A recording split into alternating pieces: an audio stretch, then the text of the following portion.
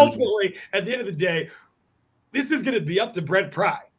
Right. So it's Brent Pry's call. But again, I would hope that part of the conversations that he had with Babcock that led us to this point where Brent Pry is going to be the next head coach of Virginia Tech included a vision of how they're going to reclaim the Commonwealth of Virginia from a recruiting standpoint. Because again, and I know everyone wants to poo-poo and laugh at North Carolina because they're recruiting so well in Virginia and in North Carolina, and their results so far have been 6-6. One, are we all forgetting that they went 8-2 last year and went to the Orange Bowl?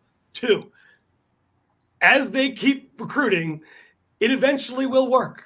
There are, with the exception of Miami, there are very few examples of recruiting at that level so far ahead of your immediate competition and not eventually sustaining success. In the ACC Coastal, the most, what should be, wide open division in all of college football, if North Carolina continues like this, they will dominate. I'm sorry, but it's true. Yeah. The one thing I'll mention is we've seen Mac Brown recruit at this level before, and we've seen it fail before at a different school. So it's not like he doesn't have a track record of doing this.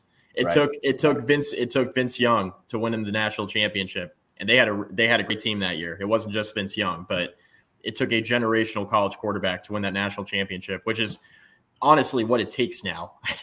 That's what it takes. I mean, evaluate the college football landscape. A big reason why Notre Dame has not been able to get over the hump and win a national championship is because they haven't had that type of quarterback.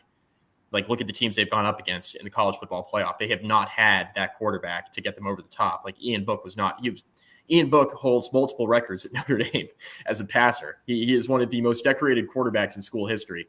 Nobody is going to mistake 3-star Ian Book for a 5-star Bryce Young at Alabama, right? So, not that Sam Howell wasn't that guy.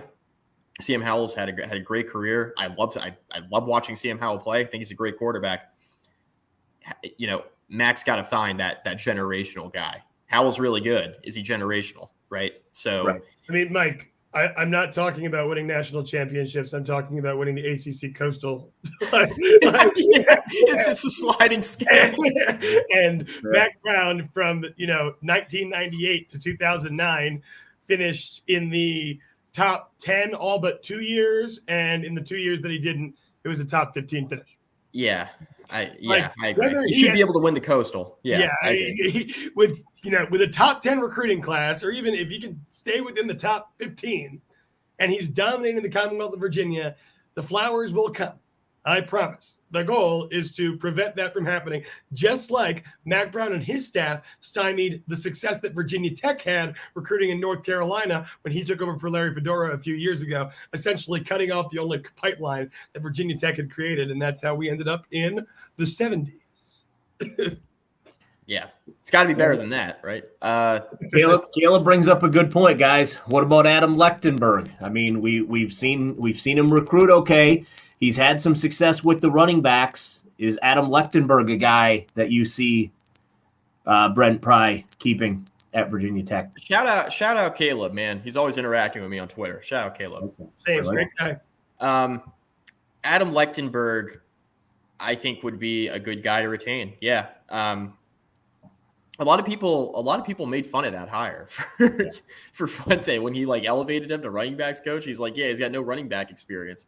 Right. It's like, I don't really care. He's one of the best recruiters on the staff. Who cares? You find jobs for those guys, right? I mean, they've been around enough football teams to be able to coach X, Y, and Z.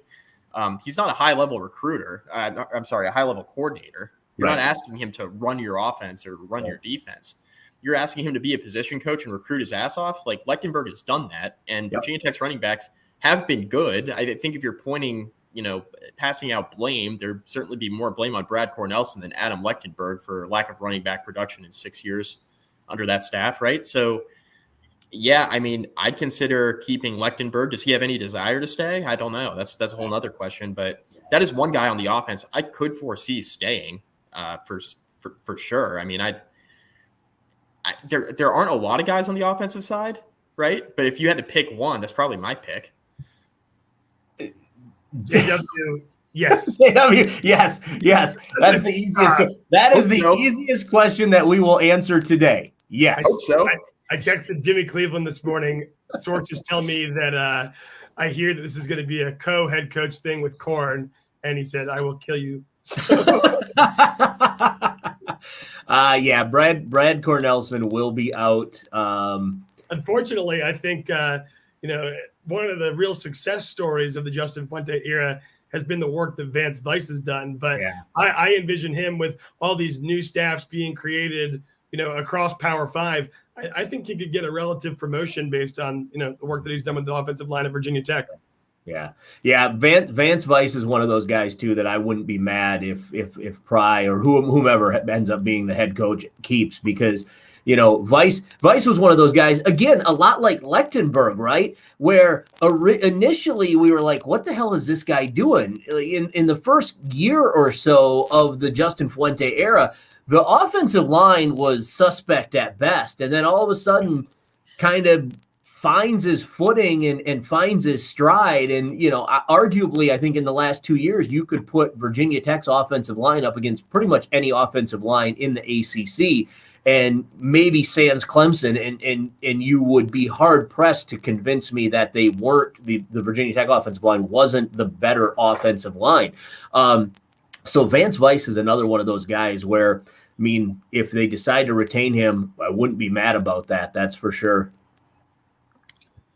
Yeah, I agree with you completely, Paul. I just don't think Vance Weiss, as a Fuente loyalist, is going to have any particular interest in sticking around, and especially given that it's not a guy who's not going to land on his feet. Right. If he's not staying at Virginia Tech. In fact, given the development of the offensive line under his tenure as offensive line coach, I envision that, maybe a bigger school with a bigger salary for their offensive line coach could come pick him up. At this point, I don't know that being a Fuente loyalist gets you a whole hell of a lot. If Fuente were to go, all it gets you is a new job if in a landing spot if Fuente lands somewhere else. That's all I was going to add there. Like, I think Weiss, if you had to point to like two guys who would absolutely follow Fuente into the abyss, other than Cornelsen, it would be Weiss and Shebest. Like, those are the two who I'm thinking in my head. Like, those are two guys who are following Fuente wherever he goes. Cornelsen probably falls into that category too. The question now is, after everything that's happened and transpired, all the stories that have come out, does Fuente want to do that, and does his new job let him do that? Like, bring Cornelsen with him. Quite frankly, if you're Justin Fuente, this coaching carousel stuff, all the jobs that are coming open really played to your favor. I'm now seeing a number of jobs that are either open or look to come open that Justin Fuente would be a good fit in. I'm talking about Louisiana Tech. I'm talking about the possibility there at North Texas. I think that the chances of Justin Fuente being a Power 5 coach in 2022 today are significantly higher than they were 2 weeks ago. Yeah, I think he's going to end up at a group of 5, probably like a Texas group of 5 school or something like that. All right, Mike, I know you got to get, so let's wrap this thing up real quick. One last name that I just want to throw out there for funsies, and anyone that listens to us on a regular basis, you'll know where I'm going with this. Guys, should Brent Pry bring Chase Muma on staff? Absolutely. Bring him home. Bring him home. Okay. All right. Good enough.